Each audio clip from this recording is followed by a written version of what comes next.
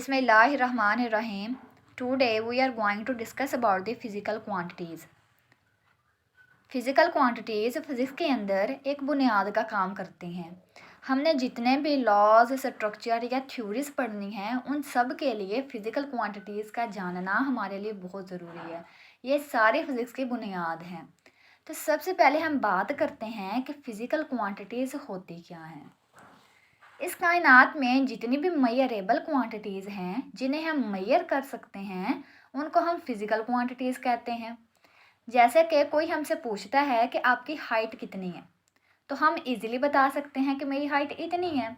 अगर कोई पूछे कि आपका मैस कितना है, आपका वेट कितना है, वो भी हम बता सकते हैं। या कोई बंदा आपसे पूछे कि आप ये कितनी देर से काम कर रहे हैं या आप कितनी देर से एक्सरसाइज कर रहे हैं तो हम ये चीज़ें आसानी से उन्हें बता सकते हैं, अपना टाइम कैलकुलेट कर सकते हैं।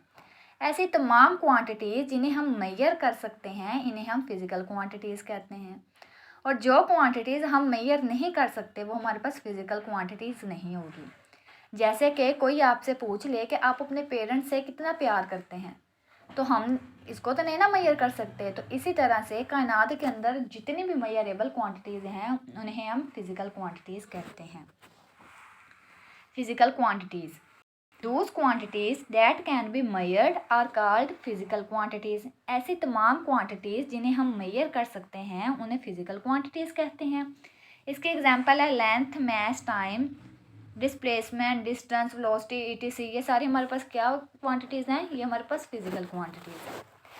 आइए बात करते हैं कि फ़िज़िकल क्वांटिटीज़ की टाइप्स कितनी हैं। हमारे पास फिज़िकल क्वांटिटीज़ की दो टाइप्स हैं, एक है बेस क्वांटिटीज़ एंड सेकंड हमारे पास ड्राइव्ड क्वांटिटी।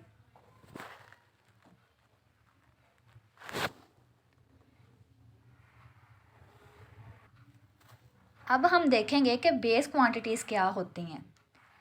ऐसी तमाम क्वांटिटीज़ जो किसी दूसरी क्वांटिटी से ना मिलके बनी हों, जिनकी अपनी ही आइडेंटिटी हो, ऐसी क्वांटिटीज़ को हम बेस क्वांटिटीज़ कहते हैं। मतलब कैसे? जैसे कि हमारे पास काउंटिंग होती है वन, जैसे कि हमारे पास काउंटिंग होती है, ये देखें 1 2 3 4 5 6 7 8 और 9 और साथ ज़ीरो भी ऐड कर लेते हैं। ये हमारे पास वो सारे डिजिट हैं जिनसे मिलकर काउंटिंग बनती है। ठीक है, ये काउंटिंग की बुनियाद है। इनमें से हम दो नंबरों को मिलाएं ना तो हमारे पास कोई न्यू नंबर बन जाएगा। जैसे मैं 2 और 3 को मिलाऊं तो 23 बन जाएगा। अब ये जो नंबर जो पूरी काउंटिंग को बुनियाद फराहम कर रहे हैं, जो इसकी बेस है, इसी तरह हम इन्हें बेस क्वांटिटीज़ का नाम देंगे। ठीक है, ये देने के लिए एक एग्जाम्पल है। और इसी तरह जो दो क्वांटिटीज़ मिलती हैं और हमें एक नई चीज़ मिलती है, इसको हम ड्राइव्ड क्वांटिटीज़ का नाम देंगे। अब ये जो 0 से लेकर 9 तक काउंटिंग है ये बेस क्वांटिटीज़ का काम करेंगी। और जो इनसे मिल के, ठीक है, जैसे कि 11 12 13 14 ये हमारे पास सारी काउंटिंग बनती है, ये ड्राइव्ड क्वांटिटीज़ होती हैं। तो इसका मतलब वो क्वांटिटीज़ जो बुनियाद देती हैं, ठीक है, तो उनको हमने क्या कहना है? Base quantities. जो खुद किसी क्वांटिटी से नहीं मिलके बनती इन्हें हम क्या कहते हैं? इन्हें हम बेस क्वांटिटीज़ कहते हैं। अब देखें, सबसे पहले अब इसकी डेफिनेशन देखते हैं। Physical quantities that can not be define in terms of other quantities. ऐसी क्वांटिटीज़ जिसको हम किसी दूसरी क्वांटिटीज़ के लिहाज से डिफाइन नहीं कर सकते, इनकी अपनी ही आइडेंटिटी होती हैं, इन्हें हम बेस क्वांटिटीज़ का नाम देते हैं। जो टोटल बेस क्वांटिटीज़ हैं वो हमारे पास 7 होती हैं। Length, mass, temperature, electric current, time, amount of substance, intensity of light. ये हमारे पास क्या है? ये हमारे पास बेस क्वांटिटीज़ हैं। ठीक है, जिनकी अपनी आइडेंटिटी होती है। इसको एक और एग्जांपल से भी हम समझ सकते हैं। ये हमारे पास दो बसेस हैं। ठीक है, आपको कोई कहे कि इस बस का मास कितना है या इसकी लेंथ कितनी है, आप आसानी से बता सकते हो। आप आसानी से कह सकते हो कि ये जो बस है इसका मास कितना है, ये भी बता सकते हो, इसका भी मास बता सकते हो। इसी तरह इसकी लेंथ भी बता सकते हो, इसकी लेंथ भी आप आसानी से बता सकते हो। मतलब इनकी अपनी ही आइडेंटिटी है।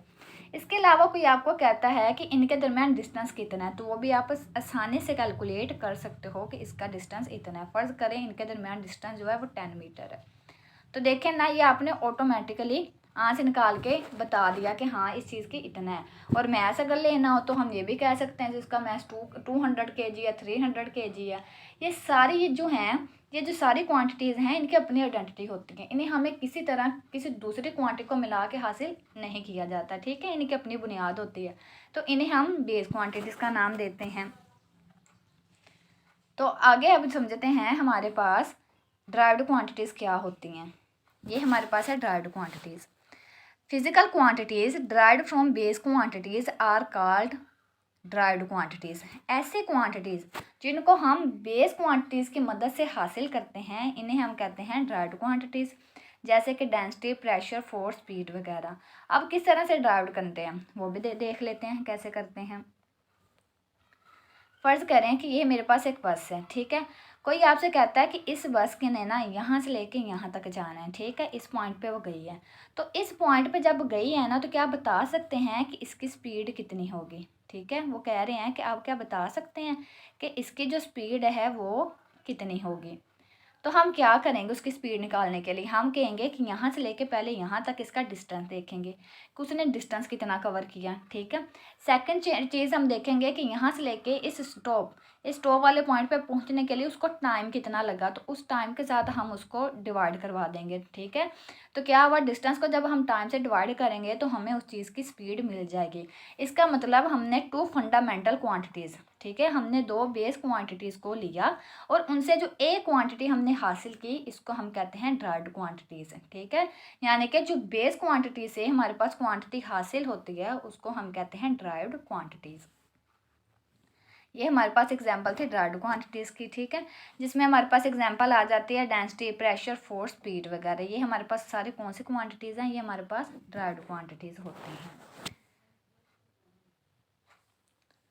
अब हम बात करते हैं how to measure physical quantities, कि हम फिज़िकल क्वांटिटीज़ को किस तरह से मेजर कर सकते हैं। तो सबसे पहले क्या चीज़ आपने देखनी है कि हमने एक स्टैंडर्ड को सिलेक्ट करना है, सिलेक्ट अ स्टैंडर्ड। अब इस बात का क्या मतलब है, सबसे पहले हम एक स्टैंडर्ड सेलेक्ट करते हैं, फिर उस स्टैंडर्ड के साथ उस क्वांटिटी को मेजर करते हैं जिस चीज़ की हमने पैमाइश करनी होती है, ठीक है। जैसे कि अब देखें ना, अब हम बाज़ार में जाते हैं चीनी लेने जाते हैं तो हम कहते हैं हमें 5 किलो चीनी दे दें, ठीक है। तो क्या होता है, उसने उतने बाट बनाए होते हैं 1 kg के, 2 kg के, 3 kg के, तो वो हमें वहाँ पर चीनी मेजर करके दे देता है।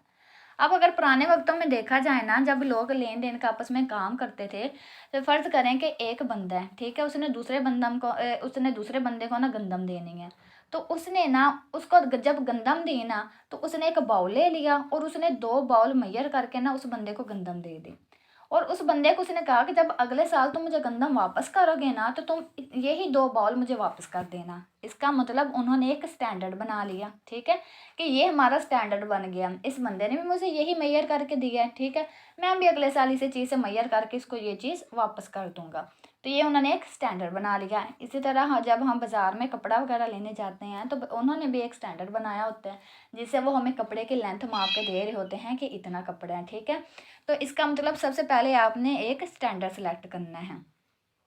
कंपेयर विद स्टैंडर्ड, मतलब कि जो आपने स्टैंडर्ड बनाया है ना, ठीक है, उस चीज़ को आपने क्या करवाना है, जिस चीज़ की क्वांटिटी मेजर करनी है उसके साथ उसको रिलेट करवाना है, ठीक है, कि ये क्वांटिटी मेरे पास कितनी है, ठीक है। उस स्टैंडर्ड की मदद से उसको कंपेयर कर लेंगे।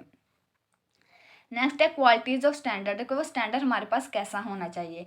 एक तो वो एक्सेसिबल होना चाहिए और दूसरा इनवेरिएबल होना चाहिए। एक्सेसिबल का क्या मतलब, कि हमने एक ऐसा स्टैंडर्ड बनाना है जो हमें आसानी से मिल सके, ठीक है। एक ऐसी चीज़ नहीं बना देनी कि जो किसी एक बंदे के पास हो तो दूसरे बंदे के पास हो ही ना। और सेकंड हमने देखना है कि वो इनवेरिएबल होना चाहिए, मतलब वो कांस्टेंट रहना चाहिए। पुराने वक्तों में क्या होता था, यही जब लेन देन का काम करते थे, फ़र्ज़ करें कि एक बंदा दूसरे को गंदम ही देता था, तो क्या करता था, तराजू के एक पलड़े में गंदम रख देता था, दूसरे पलड़े में उसने क्या करना, दरख्त की लकड़ी का पीस काट के ना उसके अंदर रख देना। तब लकड़ी गीली होती थी, ठीक है, उससे उसने ना गंदम को मेजर करके उसको दे देना। उसने कहना कि जब अगले साल तुम यही गंदम मुझे वापस करोगे ना तो इसी लकड़ी के हिसाब से तुम मुझे वापस कर देना, ठीक है। फ़र्ज़ क्या कर रहे हैं ना, तो क्या होता है, पहले तो वो लकड़ी गीली होती है, लेकिन 1 साल के बाद जैसे वो लकड़ी को सेव करता है ना, कि मैंने अगले साल भाई इसकी मेजर करके ना इसी क्वांटिटी को इससे ही मेजर करके उसको वापस करना है ना, तो मैं इसको संभाल के रख लूँ। तो वो अगले साल वो लकड़ी खुश्क हो जाती है। अब जैसे लकड़ी खुश्क हो जाएगी, ड्राई हो जाएगी, तो उसका वेट कम हो जाएगा। तो अब देखें ना कि कितना फ़र्क आ जाएगा। जब उसने गंदम ली थी तब लकड़ी भारी थी, उसे ज़्यादा मिली। अब अगर वो दोबारा से उसी लकड़ी के लिहाज से अपनी गंदम वापस करता है तो लकड़ी का तो वेट कम हो गया, तो इसका मतलब उसे कम गंदम वापस करनी पड़ेगी। तो इसका मतलब ये हुआ कि उसके अंदर वो वेरिएबल, वो कांस्टेंट नहीं था। ठीक है, जो उन्होंने स्टैंडर्ड बनाया वो कांस्टेंट नहीं था। तो ऐसा स्टैंडर्ड लेना जो इनवेरिएबल हो, हर जगह जो कांस्टेंट रहे और जो आसानी से अवेलेबल हो। ये हमारे पास है फिजिकल क्वांटिटीज़।